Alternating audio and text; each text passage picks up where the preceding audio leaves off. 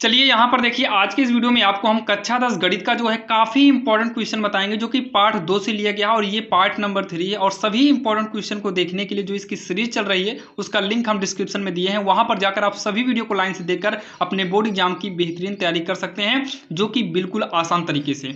तो पार्ट 2 का आज जितना भी इंपॉर्टेंट क्वेश्चन है आज की इस वीडियो में फाइनल करा देंगे, जो कि आपको पता है चैप्टर 2 में अगर देखें कक्षा 10 गणित में, तो आपको केवल शून्य ज्ञात करना और इससे संबंधित जांच करने को देगा, या फिर आपसे समीकरण बनाने को देगा। बस 2 मॉडल की ही सवाल आती है, इसके अलावा कोई और सवाल नहीं आती है।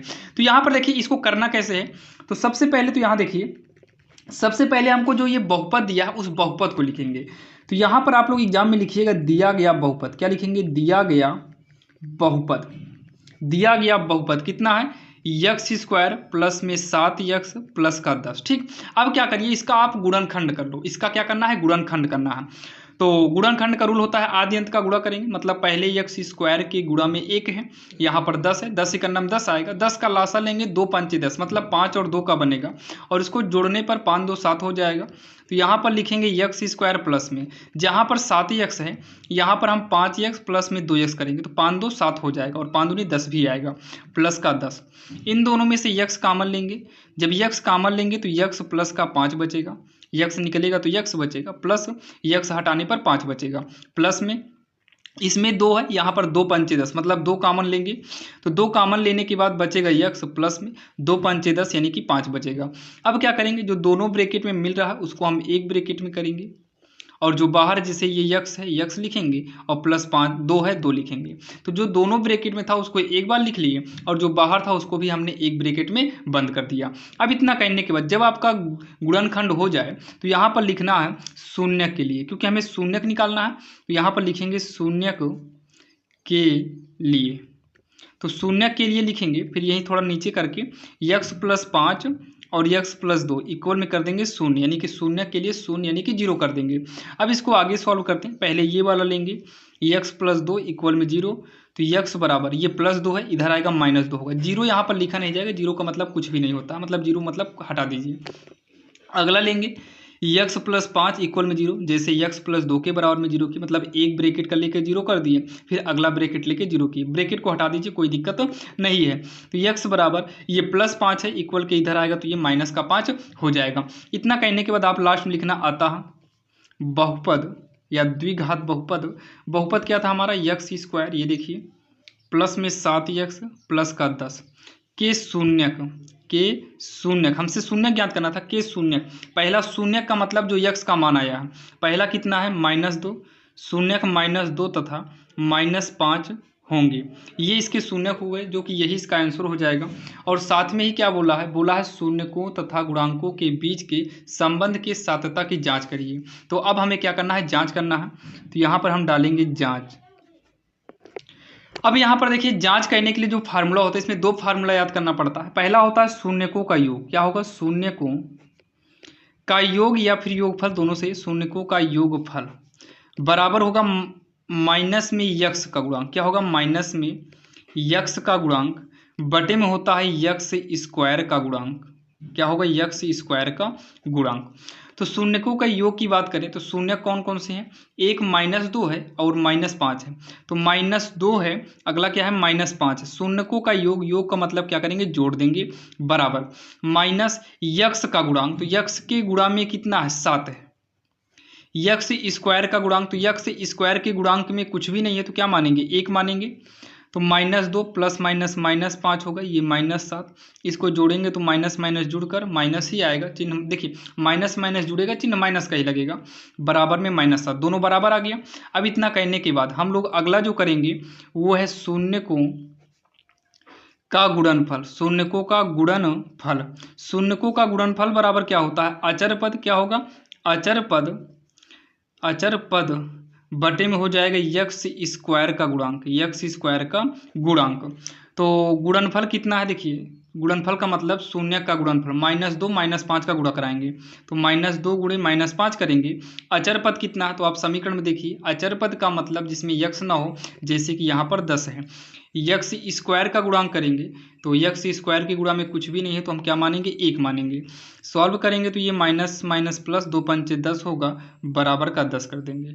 ये -7 बराबर है और ये 10 बराबर है। और यही जो है इसका फाइनली आंसर हो जाएगा, जो कि काफ़ी आसान था, आपके समझ में भी आया होगा। अगर कोई भी डाउट हो तो आप लोग बताइएगा। तो ये रही हमारी 11वीं नंबर सवाल, जो कि इसके पहले की सवाल जो है पार्ट 1 और पार्ट 2 में हो गई थी। तो चलिए देखते हैं सवाल नंबर अगली।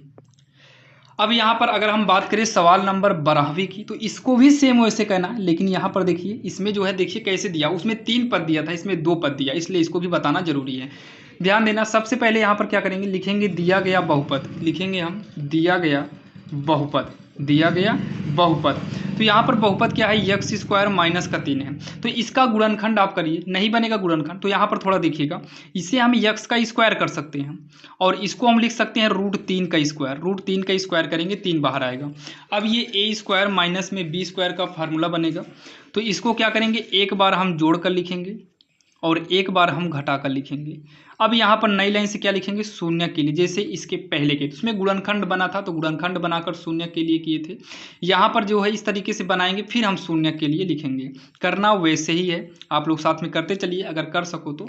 शून्य के लिए यक्स प्लस √3, यक्स माइनस का √3 बराबर का शून्य हो जाएगा। ठीक, अब उसके बाद ये वाला लेंगे, यक्स माइनस √3 इक्वल में 0, तो यक्स बराबर, ये माइनस में इक्वल के इधर लाएंगे तो प्लस में हो जाएगा। अगला लेंगे यक्स प्लस √3 इक्वल में 0, तो यक्स बराबर, ये प्लस में √3 है, इधर लाएंगे तो ये माइनस में √3 हो जाएगा, मतलब यक्स का 2 मान निकल आया है। और सेम ऐसे एक सवाल और आपको मिलेगी, आप देखेंगे तो 4u स्क्वायर प्लस में 8u, जिसमें अगर हम कामन लें तो 4u कामन लेंगे तो u प्लस 2 आएगा। फिर शून्य के लिए बराबर 0 करेंगे, u प्लस 2 बराबर 0, u बराबर माइनस का 2 हो जाता है।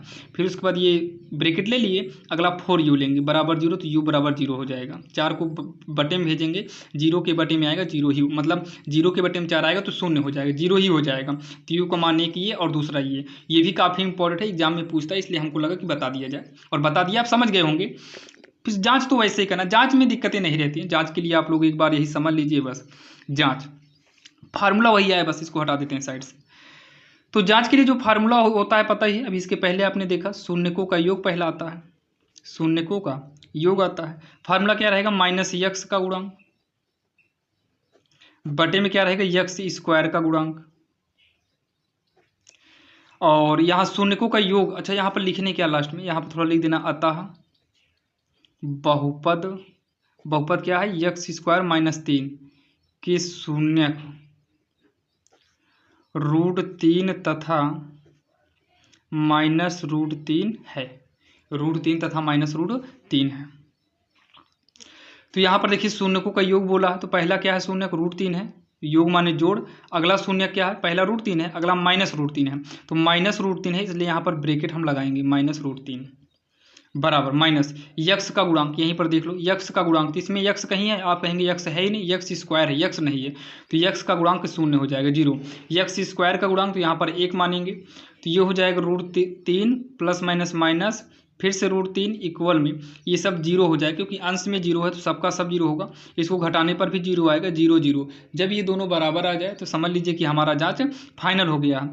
अगला आता है शून्यकों का गुणनफल, शून्यकों का गुणनफल बराबर, इसका जो फार्मूला होता है वो हो जाएगा अचर पद बटे में यक्स स्क्वायर का गुणांक, यक्स स्क्वायर का गुणांक हो जाएगा। तो शून्यकों का गुणनफल की बात करें तो शून्य कौन कौन से हैं, √3 है, फिर माइनस का √3 है, तो √3 गुणे में माइनस का √3 होगा। अचर पद कितना, अचर पद की बात करें तो माइनस का 3 है, माइनस का 3 है, और यक्स स्क्वायर का गुणांक 1 है, कुछ नहीं है तो 1 मानेंगे। गुणा कराएंगे तो प्लस माइनस माइनस होगा, क्योंकि आगे प्लस माना जाएगा, √3 का √3 में कराएंगे तो 1 3 बाहर आएगा, और यहाँ पर -3 है, जो कि ये दोनों मिल गया, इसका मतलब हमारा जांच हो गया। और जांच फाइनल तब हो जाता है जब दोनों पक्ष मिल जाता है, यहाँ पर भी मिला, यहाँ पर भी मिला, ये हो गया हमारा आंसर, जो कि बोर्ड एग्जाम में ये पूछा ही पूछा जाएगा। अच्छा ये बताइए, चैप्टर 2 में आप उठाकर देखना, यही सवालें ही मिलेगी। हाँ, बहुपद जैसे यहाँ पर गुणनखंड वाला है, ये आपका चेंज कर देगा, जैसे यहाँ पर चेंज किए, त्रिघात बहुपद, द्विघात बहुपद चेंज कर देगा। बाकी रूल आपका कॉन्सेप्ट यही रहेगा, और कॉन्सेप्ट को सीखना हमें रटना नहीं है। अब यहाँ पर देखिए अगली नंबर सवाल जो है, यहाँ पर देखिए क्या बोला है, एक द्विघात बहुपद ज्ञात कीजिए जिसके शून्यकों का योग तथा गुणनफल क्रमशः दिया है। तो ध्यान से इसको समझना।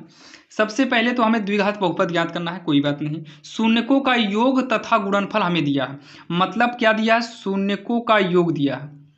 शून्यकों का योग, अगर शून्यक अल्फा बीटा हो तो इसका योग यानी कि अल्फा प्लस बीटा बराबर दिया है। फिर तथा गुणनफल दिया, तो इसी के नीचे लिखेंगे शून्यकों का गुणनफल। शून्यकों का गुणनफल, गुणनफल का मतलब अल्फा बीटा का गुणा करा दो। तो क्रमशः मतलब पहले इसमें दे दो -3, इसमें दे दो 2। अब यहाँ पर लिखेंगे लास्ट में अतः, क्या पूछा है, द्विघात बहुपद। तो द्विघात बहुपद ये फार्मूला इसका होता है, द्विघात बहुपद बराबर x² माइनस में अल्फा प्लस बीटा, मतलब मूलों का योग इंटू x प्लस में अल्फा बीटा होता है, मतलब मूलों का गुणनफल। मूल यानी कि शून्यक मूल एक ही होता है।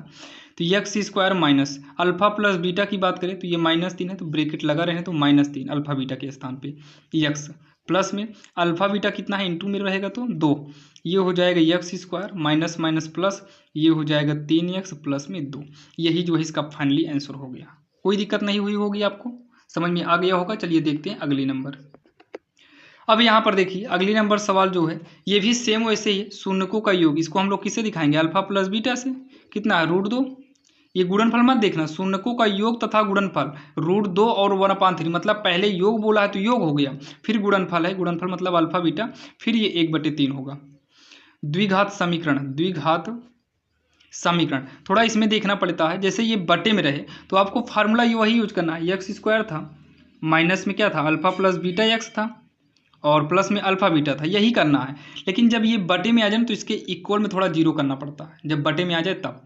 तो x² minus alpha plus beta कितना है, √2 है, साइड में x प्लस में अल्फा गुणे बीटा कितना है, 1/3 है, इक्वल का 0। 3 से ऐसे तिरछा गुणा कराओ, 3 से यहाँ पर कराएंगे 3x², इसमें कराएंगे -3 √2x होगा, प्लस में जिसके बटे में हो उसके बटे में मत कराओ। जब ऐसे तिरछा गुणा कराते हैं तो ये 3 पूरे के बटे में हो जाता है, बाकी सब के बटे में एक लघुत्तम, मतलब एक मान का लघुत्तम ले लीजिए, फिर भी यही आएगा इक्वल 0। तो ये आगे जब सॉल्व करेंगे तो 3x² माइनस 3 √2x होगा, प्लस में 1, तिरछा गुणा कराएंगे 3 जनो 0 हो जाएगा।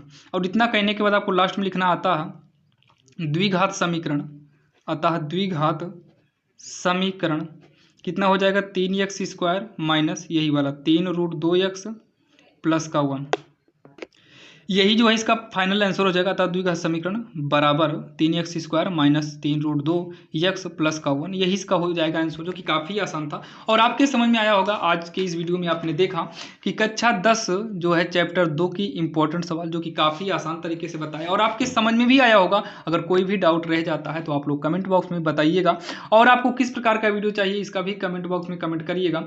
और बाकी सभी वीडियो को देखने के लिए डिस्क्रिप्शन में लिंक मिल जाएगा, आप इधर उधर देखने से अच्छा है डिस्क्रिप्शन में जाइए, वहाँ पर लाइन बाय लाइन मिल जाएगा, ताकि आपको इधर उधर भटकने की जरूरत ना पड़े। तो चलिए ये हमारा रहा पार्ट नंबर 3, अब आपको मिलेंगे पार्ट नंबर 4 में।